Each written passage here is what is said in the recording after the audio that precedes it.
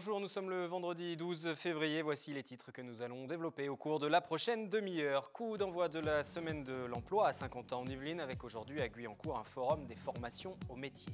Comme chaque vendredi lors de la seconde partie de cette édition, retour sur les faits marquants de l'actualité depuis le début de la semaine, des déplacements de la ministre de l'écologie et du secrétaire d'État chargé des transports aux médecins des Yvelines qui annoncent passer dorénavant aux 35 heures. Nous en parlerons tout à l'heure dans l'essentiel de la semaine en seconde partie de ce journal. Et puis, défense de Michel Platini, réouverture du dossier de Bernard Tapie sur l'arbitrage dans l'affaire Adidas. Thomas Clay, avocat et professeur de droit à l'université de Versailles-Saint-Quentin, est l'invité de cette édition. La semaine de l'emploi, c'est donc à partir d'aujourd'hui et jusqu'au 19 février, 20e édition de cette opération qui entend coller au mieux aux attentes des candidats et des employeurs des entreprises. Première opération ce vendredi avec un forum des formations à Guyancourt. Florane Parfait. Près de 40 exposants présents pour la 24e édition du Forum des formations au métier. Ici, les secteurs qui recrutent cherchent à attirer les collégiens prêts à entrer rapidement dans le monde du travail. C'est le cas de l'école française de la gastronomie Ferrandi, située à Jouy-en-Josas. Elle forme au métier de la restauration. Tiens, si tu veux, je te laisse une petite étiquette qui te permettra de te diriger. Voilà, bonne journée, bon forum. C'est un métier qui a besoin de beaucoup de jeunes dans le sens où on a beaucoup d'offres d'emploi sur la région parisienne. Un moyen pour les acteurs des formations courtes et professionnalisantes de rencontrer peut-être leurs futurs élèves et de se faire connaître. Il y a beaucoup de CFA, donc de centres de formation, des lycées professionnels qui représentent les métiers de la bouche, le métier en lien avec l'automobile. Il y a aussi des représentants de la sécurité, des armées. La nouveauté de cette année, c'est la place du secteur de la sécurité sur le forum. Armée de terre, de l'air, la marine et pour la première fois la police nationale et municipale. Vous savez, comme il y a eu les événements récemment, il y a de plus en plus besoin de sécurité, de présence policière sur le terrain. Donc effectivement, il y a une réelle demande, une explosion des demandes d'ailleurs pour les concours et les accès à la police. Ouais. Je pense que ça a renforcé l'envie chez certains jeunes de s'engager, de s'impliquer dans tout ce qui est le secourisme, l'armée, la police. De toute façon, on a besoin de plus en plus de policiers. Le contexte ne va pas aller en s'arrangeant. Concours, CAP ou alternance, tous les moyens d'accéder aux différents métiers sont expliqués aux jeunes Saint-Quentinois dans le pavillon Waldeck-Rousseau. Les parents sont également les bienvenus. Programme complet de cette 20e semaine de l'emploi sur le site de l'agglomération de Saint-Quentin en Yvelines. Je reçois donc à présent Thomas Clay. Bonsoir. Bonsoir. Professeur agrégé de droit privé, vice-président de l'université de Versailles-Saint-Quentin. J'ai dit avocat un petit peu rapidement tout à l'heure. Je ne suis pas avocat. Et je fais la correction. Vous êtes doyen honoraire de la faculté de droit et de sciences politiques, spécialiste de l'arbitrage. Vous intervenez régulièrement dans les médias sur deux dossiers principalement, l'affaire Tapie et puis aussi sur le dossier de Michel Platini, membre de son équipe de défense. Le 15 février, il va se rendre d'ailleurs, Michel Platini, à l'audience de la commission de recours de la FIFA qui étudiera son appel contre sa suspension de 8 ans. Je sais que vous pouvez en dire peu, surtout que nous sommes à quelques jours de ce recours, de cette demande. Mais quel est son état d'esprit déjà, à Michel Platini ? Écoutez, je suis très embarrassé effectivement par cette question parce que l'audience a lieu lundi à Zurich. C'est une des audiences dans un parcours processuel compliqué. Et donc on a décidé de ne pas s'exprimer sur le sujet avant l'audience. Donc malgré l'amitié que j'ai pour vous et pour la chaîne, sur ce dossier-là, je préfère... L'état d'esprit, il est évidemment confiant puisqu'il n'a rien à se reprocher, Michel Platini, dans cette affaire. Bon. La pression s'est un peu desserrée depuis qu'il a annoncé qu'il n'était pas candidat et je reste moi persuadé que l'objectif était d'éviter qu'il soit candidat à la présidence de la FIFA. Voilà, donc il y a un parcours processuel, juridictionnel, il y a la commission de recours à la FIFA, donc on est encore en quelque sorte en train de jouer à l'extérieur, sur terrain adverse, puisqu'on joue à la FIFA contre la FIFA. Et puis, si la décision de recours est défavorable, nous irons ensuite devant une juridiction indépendante et impartiale qui s'appelle le tribunal arbitral du sport. Oui, là, c'est qu'une étape, voilà, sans rentrer sur le dossier, parce qu'on l'a compris, vous ne pouvez pas vous exprimer dessus, mais qu'on comprenne le processus. Pour l'instant, c'est devant la FIFA, et après, il y a une possibilité encore de recours, d'appel à l'extérieur. Absolument, devant une juridiction indépendante. Une autre affaire, celle-ci vous pouvez en parler plus, c'est celle de Bernard Tapie. Début décembre, il est condamné en appel à rendre les 405 millions d'euros qu'il avait obtenus dans l'arbitrage dans l'affaire Adidas, la revente d'Adidas. Comment vous avez accueilli cette décision, vous qui étiez à l'origine, on va dire, en tout cas, un des premiers à avoir donné l'alerte sur la décision? Oui, je vous remercie de cette précision parce que vous rapprochez deux dossiers, mais mon rôle n'est pas du tout le même dans les deux dossiers. Fait, autant je suis un des conseils de Michel Platini et je le défends dans cette affaire. Autant à l'égard de Bernard Tapie, je n'ai aucun rôle ni dans la défense et encore moins dans l'attaque de Bernard Tapie. J'ai eu un rôle d'aiguillon, j'ai dénoncé cet arbitrage parce que c'est vrai qu'il tombait dans mon champ de spécialité et je l'ai dénoncé dès le début, dès qu'on a connu la sentence en juillet 2008. Donc inlassablement, j'ai considéré que ce qu'on nous racontait ne ressemblait pas à un véritable arbitrage, que ça ressemblait à un arrangement. Et il se trouve que les enquêtes qui ont été diligentées, que ce soit au tribunal, au pôle financier à Paris, que ce soit à la Cour de discipline budgétaire, que ce soit l'ensemble des juridictions qui se sont prononcées, on a appris tellement de choses au fur et à mesure que finalement les intuitions du début ont été confirmées. Alors Bernard Tapie a mal pris un certain nombre de déclarations que j'ai fait dans la presse, et en particulier quand j'avais dit en 2011 qu'il semblait, au vu du rapport de la Cour des comptes, que cet arbitrage était peut-être frauduleux. Donc Bernard Tapie m'avait attaqué en diffamation, ce pourquoi je l'avais d'ailleurs fait condamner. Finalement, on s'aperçoit quoi ?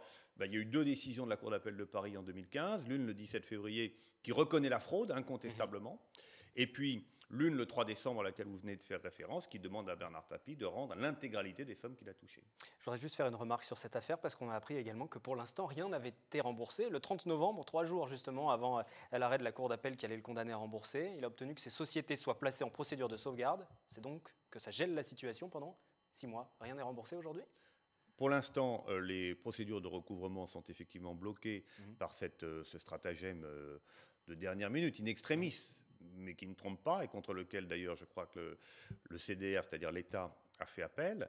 Mais ce n'est pas parce que rien n'est remboursé aujourd'hui que rien ne sera remboursé à terme. Je suis même convaincu exactement du contraire, d'autant que dans le cadre de la procédure pénale cette fois-ci, il y a un certain nombre de saisies conservatoires qui ont été pratiquées sur les éléments du patrimoine de Bernard Tapie. Et puis quand bien même Bernard Tapie aurait-il voulu distraire de son patrimoine un certain nombre d'éléments pour ne pas payer sa dette à terme, cela pourrait être considéré comme une organisation frauduleuse d'insolvabilité de laquelle il devrait aussi rendre des comptes. À terme, je l'ai toujours dit, il devra rembourser. Même si on l'imagine mal faire un chèque de 405 millions d'euros. Il y a eu un chèque dans l'autre sens. Donc, mais encore faut-il que l'argent soit toujours là. Mais l'argent, il est quelque part. Voilà. Et je pense qu'aujourd'hui, les services de l'État savent où se trouve cet argent. Une question sur la procédure, justement. Des recours sont encore possibles ? Ou l'affaire est définitivement... Alors, il y a 2 pourvois en cassation qui sont en cours contre les 2 arrêts. L'un, donc l'arrêt du 17 février, et l'autre, l'arrêt du 3 décembre. C'est la procédure classique. Après des arrêts d'appel, on peut faire des pourvois en cassation. Je vous dirais, sans vouloir évidemment préjuger, mais comme jusqu'à présent je ne me suis jamais trompé, que je ne vois pas comment ces recours, ces pourvois pourraient aboutir et pourraient casser ces 2 décisions de cour d'appel qui sont, il faut le rappeler, extraordinairement bien motivées, minutieusement rédigées, et on sent que les juges ont pesé au trébuchet la rédaction de leurs arguments et de leurs fondements juridiques dans ces 2 décisions. Donc l'affaire Tapie est terminée. Sur le plan civil, pour moi, elle est terminée. Mais comment on peut expliquer que ça a été si long et qu'il y ait eu autant de rebondissements ? La durée de la procédure, elle tient pour l'essentiel aux interventions, j'allais dire dilatoires, ou en tout cas à tout ce qu'a fait Bernard Tapie pour que ça dure. Bernard Tapie, ou d'ailleurs le gouvernement entre 2007 et 2012. La sentence arbitrale, elle est rendue en juillet 2008. D'accord ? Dès juillet 2008, on sent qu'il se passe quelque chose de pas clair.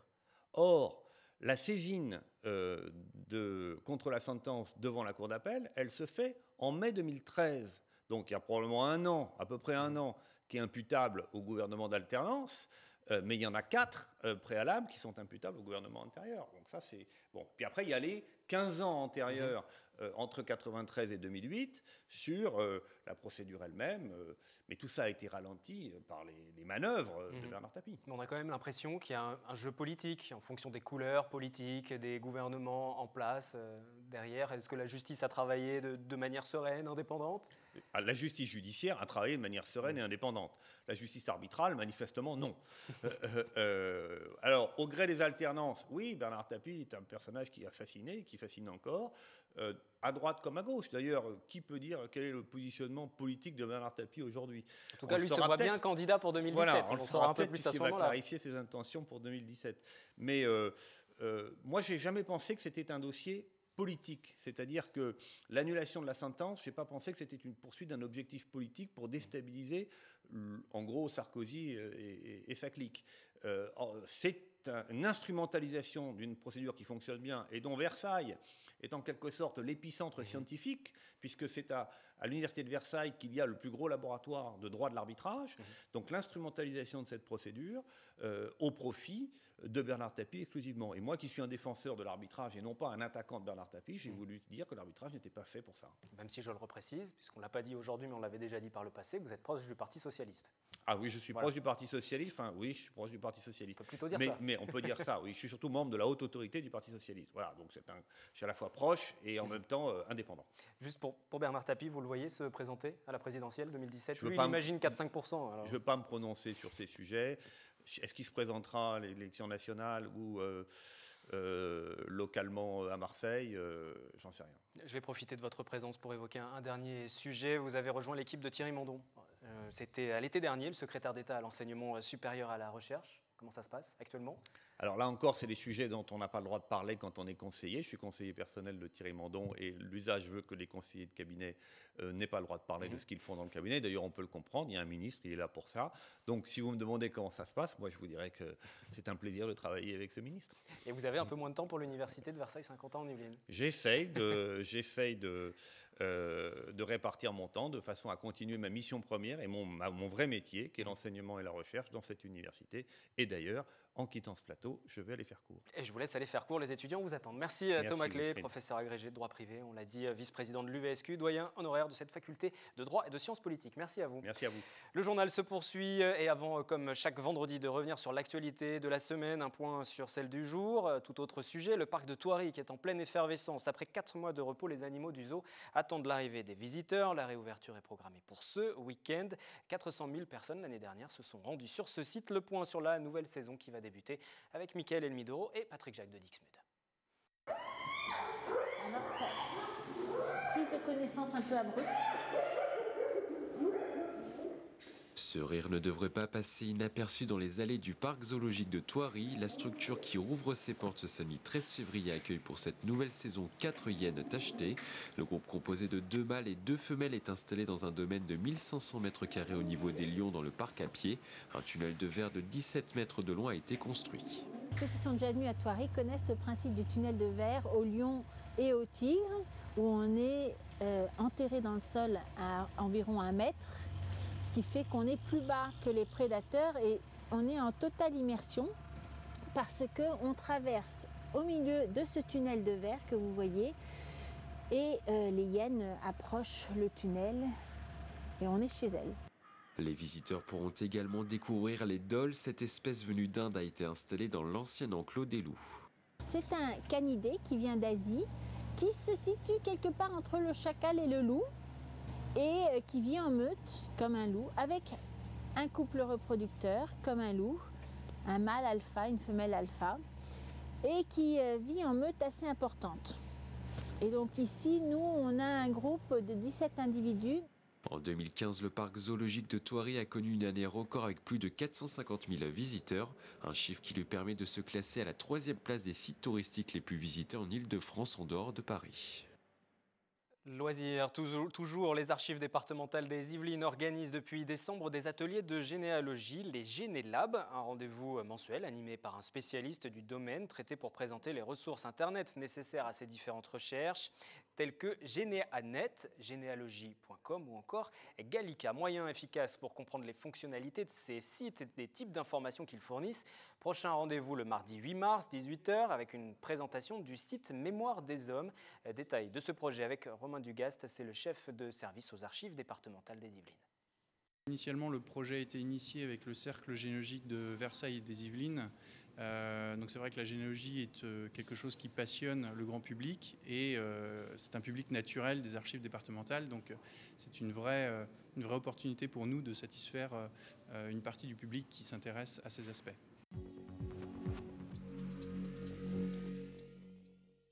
Seconde partie de ce journal et nous passons à l'essentiel de la semaine, le zapping de l'actualité locale préparé par Pascal Joseph. C'est un premier pas vers un rapprochement des départements des Yvelines et des Hauts-de-Seine. Le 5 février, les conseils départementaux des deux territoires ont voté pour la création d'un établissement public de coopération interdépartementale situé à Vélizy-Villacoublay. Une structure qui, selon les deux présidents, devrait permettre des économies. Il n'y a personne d'embauché pour cela. Ce sont nos services qui, conjointement, travaillent ensemble à la fusion progressive. Près de 300 millions d'euros pour les réseaux routiers sur l'année 2016. C'est le campus scientifique et technique de Colas à Manille-les-Hameaux qu'a choisi Alain Vidalis, le secrétaire d'État, pour l'annoncer. Très concrètement, c'est refaire des voies, refaire de la signalétique, refaire des bordures, tout ce qui aujourd'hui s'appelle l'entretien et qui est indispensable. Est-ce que c'est la vraie réponse, cette question de la déchéance de la nationalité, aux difficultés que l'on peut rencontrer, la guerre contre le terrorisme? Bien sûr que non, bien sûr que non. Je comprends que certains défendent la valeur symbolique de cette mesure. En réalité, on n'est pas dans le temps du symbole, on est dans le temps de l'action et de l'efficacité par rapport à une menace qui est imminente, puisqu'on a l'état d'urgence, qui est la menace du terrorisme. Chantal Goya qui était samedi dernier au Théâtre Espace Coluche de Plaisir pour la première date de sa nouvelle tournée avec son spectacle Les Aventures Fantastiques de Marie-Rose, un ensemble de 14 nouvelles chansons avec même de tout nouveaux personnages comme un petit rat qui s'appelle Raccourci, des souris, un loup, des koalas qui vont emmener petits et grands à la découverte d'un tout nouveau décor également, celui du Vieux Paris.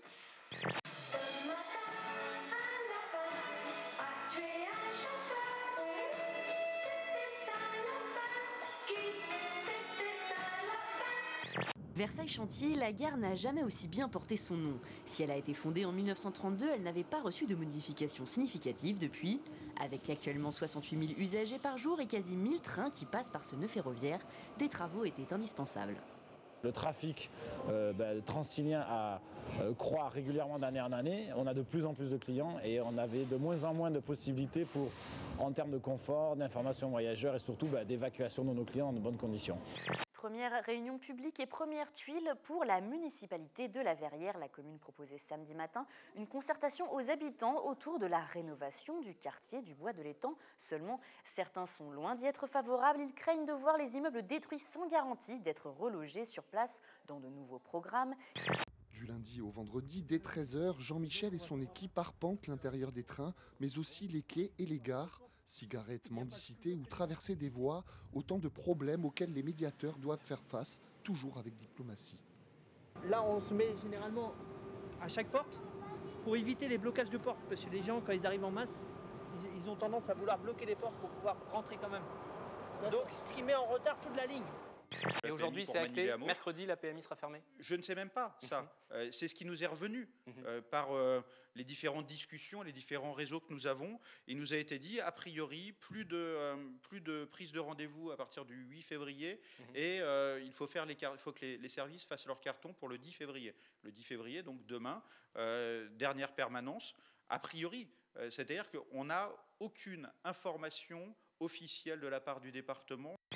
Et à Saint-Quentin-en-Yvelines, une cinquantaine de médecins généralistes appliquent désormais des dépassements pour exigences particulières du patient en dehors des plages horaires de 9h à 17h. Un mouvement qui s'apparente aux 35 heures en réponse au projet de loi santé que les médecins condamnent. Ils nous disent souvent qu'on est des salariés de la sécurité sociale. On a dit, si on est des salariés de la sécurité sociale, à ce moment-là, on travaille 35 heures. Pour la Saint-Valentin, les établissements des Yvelines ont entamé une opération à séduction. Dans l'abbaye des Vaux-de-Cernay, la direction joue la carte historique. Deux repas sont organisés les 13 et 14 février dans l'ancienne demeure cistercienne datant du XIIe siècle. Les couples pourront ensuite passer la nuit dans l'une des 57 chambres de l'établissement, une recette qui fonctionne depuis 10 ans.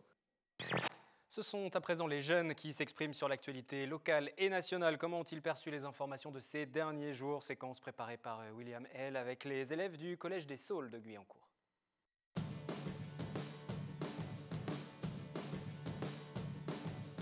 Ils ont décidé de mettre, par exemple, à pharmacie, au mieux de l'écrire PH, ils vont mettre F au mieux de PH, parce qu'il y a des jeunes qui n'arrivent pas à lire ou je ne sais plus quoi. Ils ont décidé d'enlever les accents sur les mots pour plus faciliter ceux qui ont du mal. À Tempête, ils ont décidé d'enlever l'accent circonflexe. Je trouve que c'est bête en fait. Parce que du coup, après, on n'a plus le même orthographe. Du coup, quand nous, par exemple, si on a des enfants, on va essayer de les aider. Ça va être impossible pour nous parce qu'on n'aura pas la même orthographe.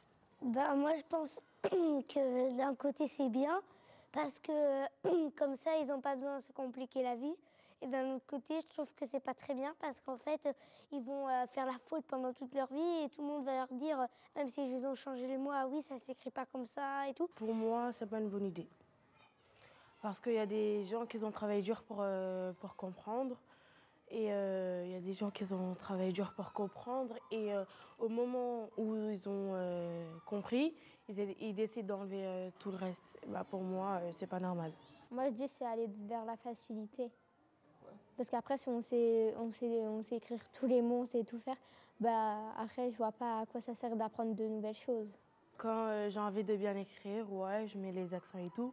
Mais quand, par exemple, quand je suis au texte avec des amis et tout, pour dire pourquoi, je mets juste PK. Ça permet que quand on est entre amis sur texto, au lieu de faire des phrases trop longues ou des mots trop longs, on met en abréviation. En fait, d'un côté,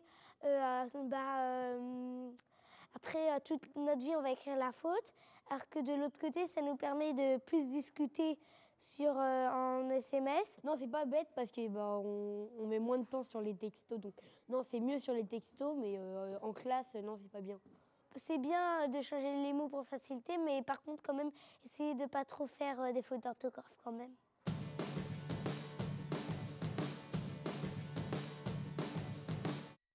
Un mot du programme de Radio Sensation. À présent, nos confrères qui vous proposent ce week-end un hebdo politique avec Ramassal, nouvelle jeune conseillère régionale socialiste de 29 ans, ancienne assistante du député de la 11e circonscription des Yvelines, Benoît Hamon.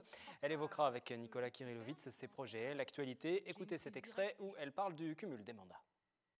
D'après un sondage Odoxa, près de 8 Français sur 10 voudraient imposer le non-cumul des mandats dans le temps, limitant à 2 mandats électifs. Cette proposition vous semble-t-elle intéressante ? Je suis totalement favorable depuis longtemps par ailleurs. Je pense que la politique, ça doit être un moment qu'on donne, un moment de sa vie. Et qu'on ne doit pas forcément faire carrière. Non, parce que par ailleurs, c'est pas bon pour la politique. Ça n'oxygène plus, il n'y a plus de renouvellement d'idées. La politique a besoin régulièrement de souffle nouveau pour pouvoir continuer à obtenir des progrès pour les citoyens. Donc ouais, je suis plutôt favorable à ça.